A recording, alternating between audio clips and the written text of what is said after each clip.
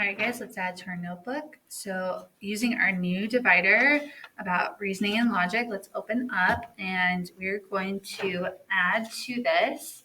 And today we're going to talk a little bit more about a conjecture and sort of another name for a conjecture, and then another type of conjecture. So those things are conditionals and converse statements. So conditional, converse, and biconditional statements. And we're going to do that on page 16 and 17. Okay. So if we turn the page, because we have 15 right here, and add page 16, page 17. The next thing that we're going to be adding from our notebook is this one here. So you'll notice we have that word conditional and converse, and then there are some other words that we are going to talk about in just a second. So if we actually flip this one over, we want to take the short edges and have them meet in the middle so that we have some French doors. And then if you want to do a cute little cut to get 4 doors, you can do that.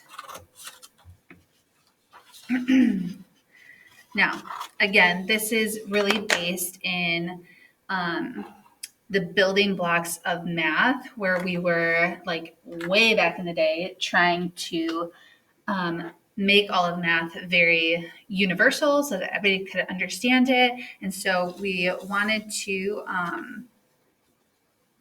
logically show that math facts that we know to be true are in fact true. Okay. So the topics that we're talking about here have to do with very high level math, where we're trying to prove statements to be true all the time. Okay. So like we were talking about last time, we had inductive reasoning, where I look at a pattern and then I make a guess. My guess is called a conjecture. And then once I have that guess, I want to try to show that maybe it's false, like find a counterexample. But if I really can't, if I know that it's true, I have to be able to show that it's always true. So I take that conjecture and I make it a little bit more of a formalized statement. And a more formalized statement, conjecture-wise, is a conditional statement. So conditional is kind of just another word for conjecture. It's just a little bit more formalized. So a conjecture could be any guess that you want to make. Like in science, a lot of the times when you're going to go do an experiment, you make a conjecture, or maybe you call it hypothesis. Okay. In math, we have that as well, where my hypothesis is what I think to be true. And we call that the if part of my conditional statement. So the hypothesis is the if part. And then the conclusion, so once I notice the pattern, I think that this will happen. So my pattern is the hypothesis. The conclusion is what I think will happen next. And so a couple of things to notice. First of all, the P's and Q's are kind of weird. In math, we like to be really lazy if we can be. And so P represents some statement or some pattern, and Q represents the result of that pattern or the conclusion to that pattern. Okay. So even if we go back and look at these previous examples, if I were to write a conditional statement, I might say, if numbers follow the pattern 2, 5, 8, 11, 14, then the next number in the pattern will be 17. Okay. And I even sort of previewed that here. If this thing happens, then this thing will happen. So rather than having to state the entire pattern and the entire conclusion, mathematicians get lazy and they kind of use P and Q as a general, whatever the hypothesis is or whatever the pattern is, then this will be the conclusion. So this pattern leads to this conclusion. The arrow is also nice. Okay. Now the converse is another type of statement where I take the conditional and I just reverse it. So this is just the reverse of the conditional. Okay. Use a little color here. I feel like that's always kind of good to do. So our hypothesis P leads to our conclusion Q. But if I wanted to talk about the converse of that statement, then I'm just talking about the reverse of it. So if this thing happens, so if the result is 17, then the pattern was add 3 every time or whatever it was. So the hypothesis and the conclusion just swapped. And this can be very powerful. If I'm able to say a true statement here, if this pattern happens, then the result is 17. And then I'm also able to reverse that. If the result is 17 and this pattern happens, if both those things are true, then we get our biconditional, which we're going to talk about in a second. Now, you might notice that we have an inverse and a contrapositive down here as well. I don't often teach these. These are other combinations of these little mini statements. And really high-level mathematicians will use those statements to try to prove in clever ways. And you can read them and kind of probably figure it out on your own truly, but we don't really need it for what we're doing in geometry. We really need the conditional statement and converse statement because as mathematicians, we always want to be looking at patterns and trying to make a guess about what we think is happening. And then if I can take that guess and flip it, and it's also true, then that's super strong and good. So the converse, okay? Now, because we don't have all the math knowledge, we're going to kind of write some conditional statements and converse statements based on some goofy things to just practice how we write the statement. Okay, so if we open this up, you kind of always have to have your conditional statement first-ish. We'll try somewhere we have to write our own conditional statement, but here I already have my conditional statement. And I know that I have it because it says if something, something, something, then something, something, something. So kind of my P statement here is I live in New Jersey. So that would be my hypothesis. So if I live in New Jersey, then my conclusion is that I live on the East Coast.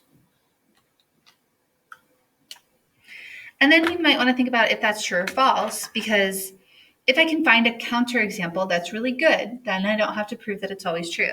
But if I think about this, if I do live in New Jersey, do I live on the East Coast? And I do because never eat soggy waffles. That is the East Coast, so that is true. Now, if I wanted to write the converse of that, and again, if I can flip it and write a converse, and it's also true, then that's a really good thing. It's a really strong statement. So the converse is just when I swap. So we had first statement, the if statement, and then the then statement. The converse just swaps the two. So I would say instead, if I live on the East Coast, so if you live on the East Coast, then you live in New Jersey. Now, if I think about that statement, again, the hypothesis must exist, and then I'm trying to see, does the conclusion still make sense? So I do live on the East Coast. Does that then mean I live in New Jersey? And I think no, because there are other states that are along the East Coast. So I would say false, because I could live in Maine or New York or Connecticut or whatever is on the East Coast. So finding a counterexample is good because then I don't have to prove that it's always true. But it also kind of sucks because then this statement isn't a very powerful one because it's not true forwards and backwards. But that's okay, it happens. Oh, that's kind of a bummer. I hate that it cut that way, but it's whatever. Now we don't need to go any further than that because again, we're not going to talk about the inverse or the contrapositive, so this door can kind of just stay shut.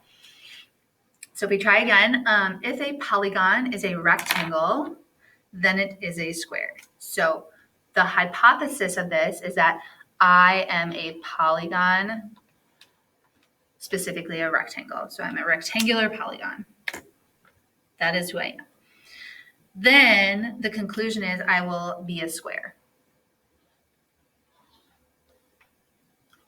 Now, this is maybe using some things that we don't remember. Super good. But if I am a rectangle, then I am a square. That's actually false. Because the definition of being a rectangle is having 4 right angles and not 4 congruent sides. The definition of being a square is having 4 congruent sides and 4 congruent angles. So it's like half true. So false. Now, if I write the converse of that, we're going to flip our 2 statements here. And actually, I want to show you guys how this happened up here as well. Like, now pink is first and yellow is second. I feel like color can be really helpful here. So we just swapped our 2 statements, our hypothesis and conclusion statements. So we'll do that again for the converse. So if a polygon is a square, and that's where this can sometimes be a little bit confusing because you'll notice that the word polygon stayed, but a square is still a polygon, so I can still use that word to kind of talk about what I'm discussing. So my polygon is a square now, so it's just square and rectangle that are really swapping. So if a polygon is a square, then it is a rectangle. Because of that word it, the pronoun, like it's referring to the polygon fact. So that's why we can reverse that. So the rectangle part, double A, that's fine, came second, and the square part is first now. So now if I think about is the converse true or false? So my polygon is a square now, which definition of a square is 4 right angles and 4 congruent sides.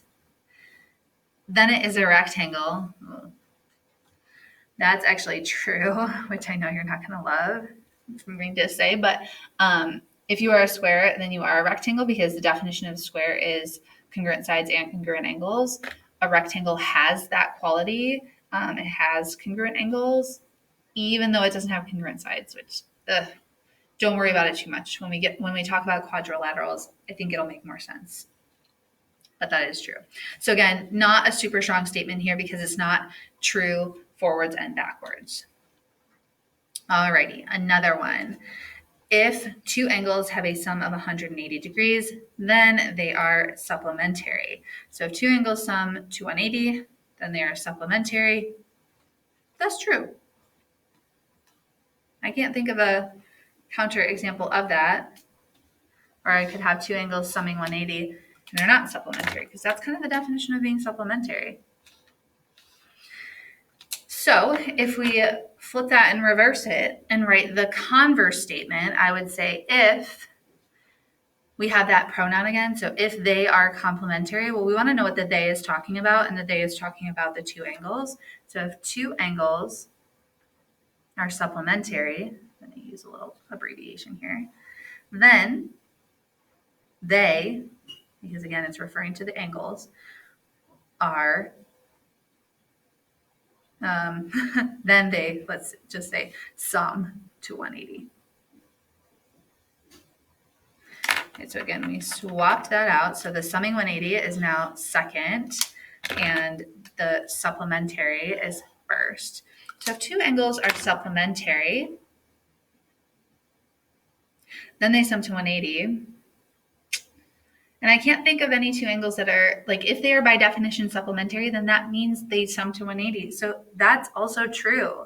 And this is the first one that we have a really strong statement because it's true forwards and backwards. That's when we get, and maybe I even want to skip this last one and come back to it. When we have a true statement forwards and backwards, we get what's called a biconditional. So actually, yes, let's jump over to page 16 and say, a biconditional statement is a statement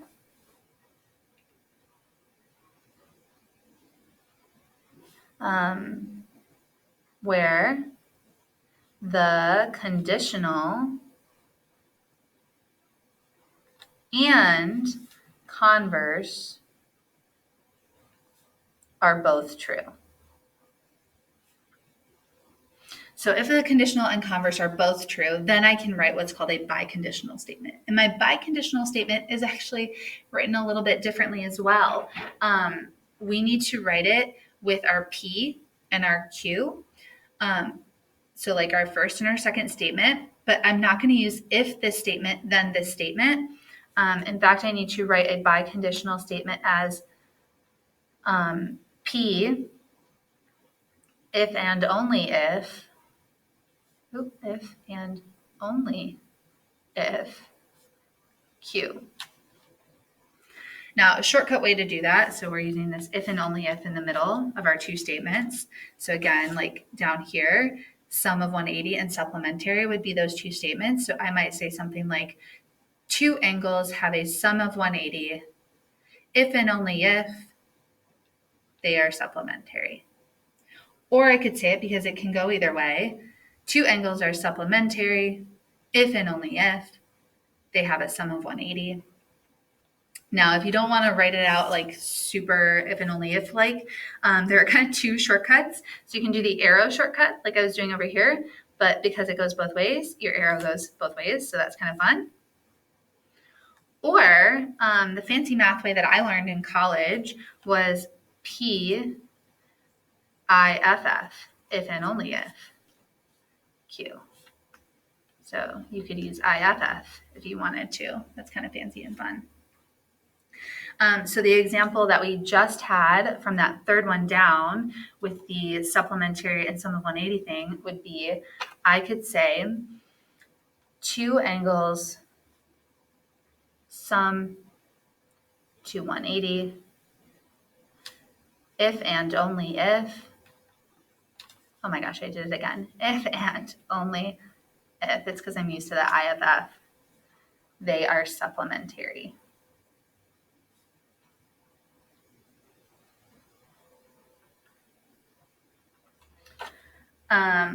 So one other quick thing here about biconditionals.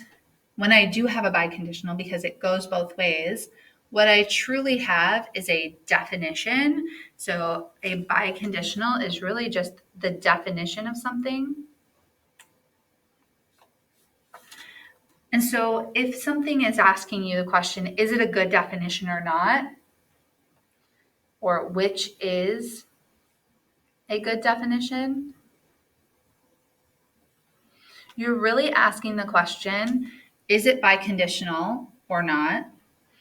And what that really means is, does it work both ways? Is it true both ways? If I reverse it, is it still true? Or can I find a counterexample? We also want to make sure that things are specific enough and that they can't be confused for other things. Like we don't want to use things like tiny or small. You want to use exact measures. So like 180 degrees or less than 90 degrees, but greater than 0 degrees for an acute angle. So if we're talking about between these two things, which one is a good definition and why it is. So if A is talking about a fish is an animal that swims, or B, a penny is a coin worth 1 cent. The better definition there, and if you want to think about it for a second and like make your choice, the better definition there is B, because it's reversible. A penny is a coin worth 1 cent, and if I have a coin worth 1 cent, it is a penny. That's what that is. A is not a good definition because while a fish is an animal that swims, so is a dolphin, and so is a dog.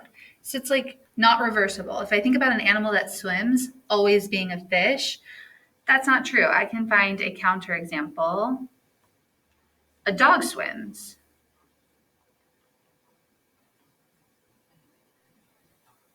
Or dolphins swim, or something else swims. It doesn't always have to be a fish.